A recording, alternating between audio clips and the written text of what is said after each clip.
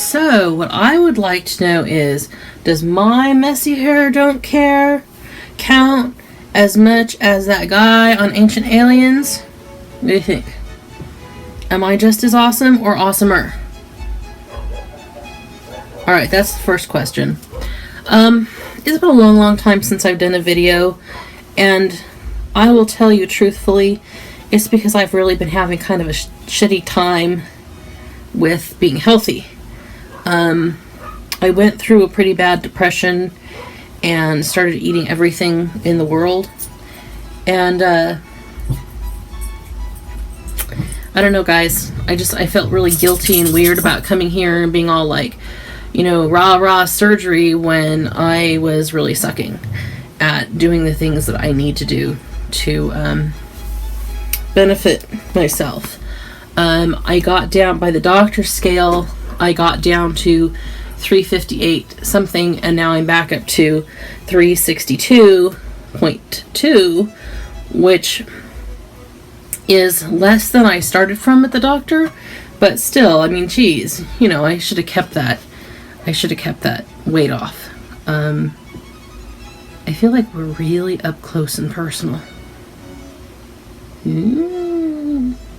I got a new iPad to replace my 6-year-old computer, and the keyboard thing only sits at one angle, so I'm like, I don't know which way to sit, so you don't look like you're looking up my nose.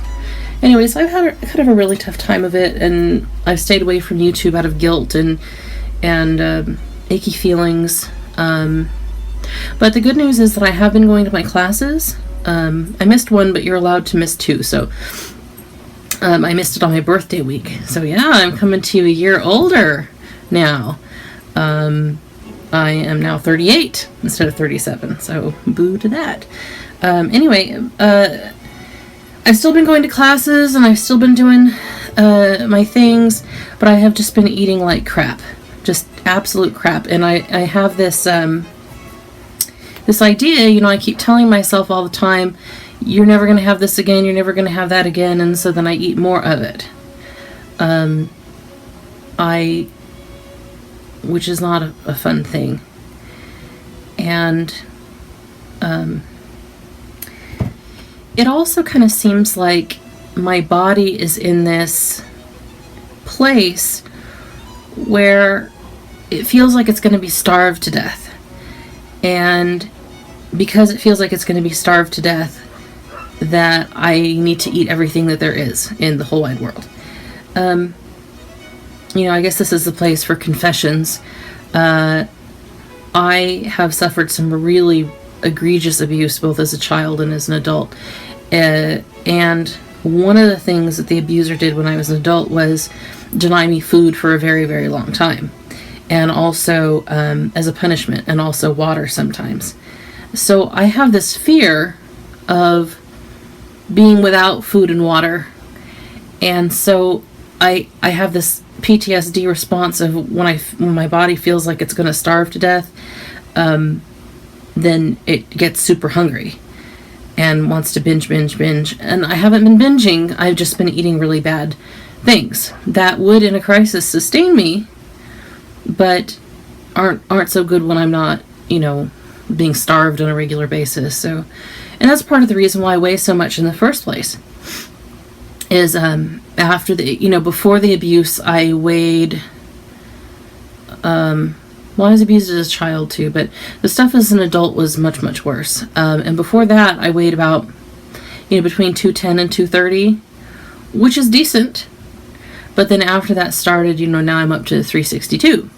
So you can definitely see a big difference that made. And it's weird because sometimes I forget how heinous it really was, and I'm really hard on myself for some things that have happened in my life since then. And then I have to remember, it was really bad. No joke, it was really bad. So maybe, it's okay to be a little messed up from that, and I'm working on it, but still.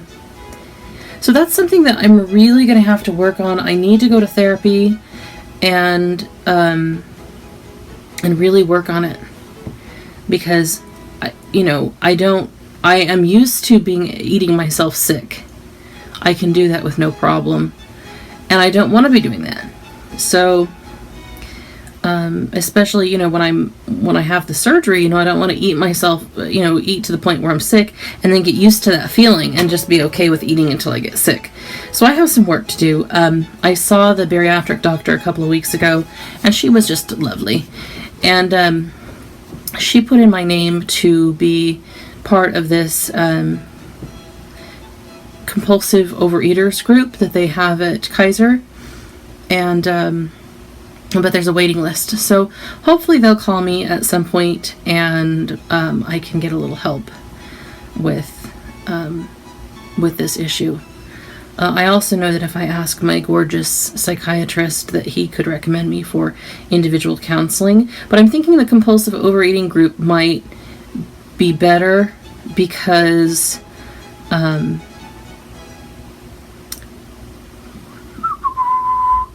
oh yes, because it deals specifically with overeating, and I don't know if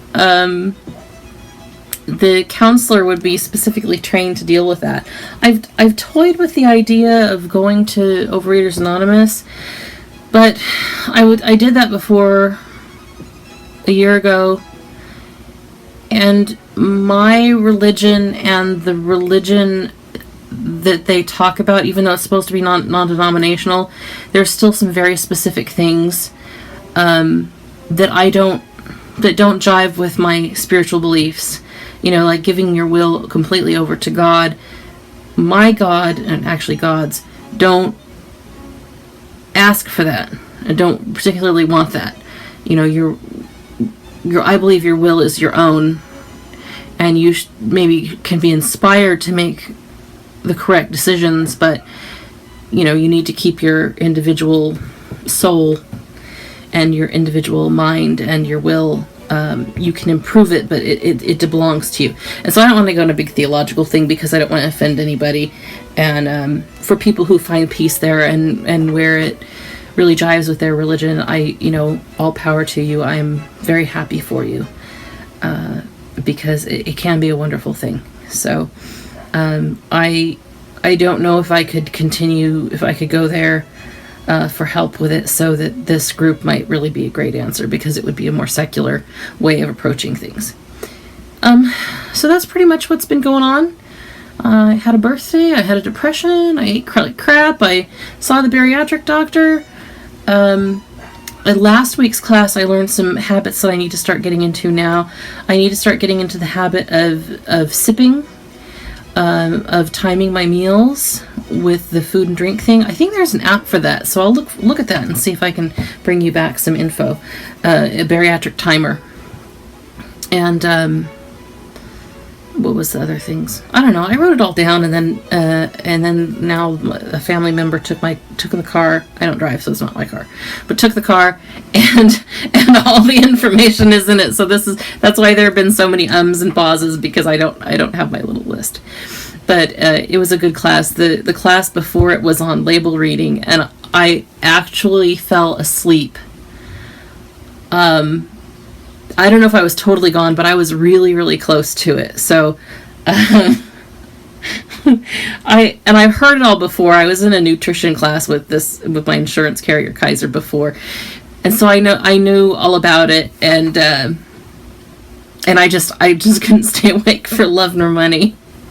It was really bad. I used to have a horrible time in high school and college with falling asleep in class, and I haven't done that for a long, long time. So. It's not really a good habit to get back into, really. So, anyway. Oh, that was the thing that I learned. I learned that when you have a protein that is a too good to be true protein, like it's like that much protein, and it says it's got like 800 grams of protein in it, it may have protein in it, but this is what our nutritionist told us, but they are probably collagen proteins. So, and those you can't digest. So they can label it 30 grams of protein or whatever in this, little tiny bit of powder, but it's not anything you can digest. So it's very deceptive labeling. And I think, I don't know for sure. I mean, I know that Gene Pro is very controversial here on YouTube, but that might be the reason. It might be collagen proteins. And I would read the label, but my eyesight isn't good enough to read the label, so I'm just going to pretty much stop using it, because the nutritionist also said that whey is the best protein, that's the best that your body likes. She also talked about how you might be lactose intolerant after surgery, and really a lot of other good stuff, but it was mainly that protein thing that kind of blew my mind, and I was really glad she said that. I have some, like this big jug of organic plant-based protein when I was trying to do this other diet. I don't know if some of you have heard of it, the Gabriel method, and he's really a big fan of organic stuff, which, whatever. And I think I need to get rid of it, because I need to start on the whey protein. And I know that Premier has it and stuff, so I'll be drinking more of those Premier shakes. I went to the Costco a couple of weeks ago to get the Premier shakes, and they didn't have any chocolate. And they said something about like it was discontinued. And I gotta tell you, I can't imagine that Premier Protein discontinued the chocolate flavor. I think maybe it was recalled, or they hadn't stocked it properly, or the store hadn't ordered it because there was a boo-boo, but discontinued? I don't know. I don't think so. I could be wrong. Well, you could tell me that I'm totally wrong. So, okay, I think that's it. I wanted to get back to you. It's been a long, long time. I want to come back more often, because that way I'm a little more accountable. And I can gather support from all of you lovely, lovely people. If you would like to follow me on Instagram, my handle is Ashley, ASHLEYWLS. And I would love to see you over there and here. And so like and subscribe and do all those wonderful things. And I'm thinking of making a Halloween video, so look forward to that.